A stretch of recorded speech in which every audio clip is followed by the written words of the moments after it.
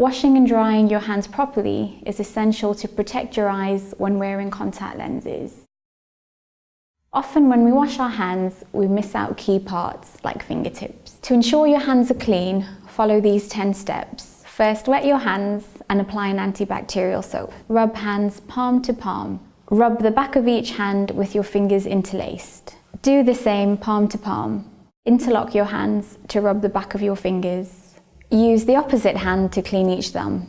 Rub the tips of your fingers in the palm. Rub each wrist with the opposite hand and rinse your hands with water. Dry your hands fully, ideally with the disposable towel, and turn the tap off with the towel or your elbow. Drying your hands properly is especially important when wearing contact lenses because tap water contains bacteria that can be harmful to the eye if transferred onto a contact lens.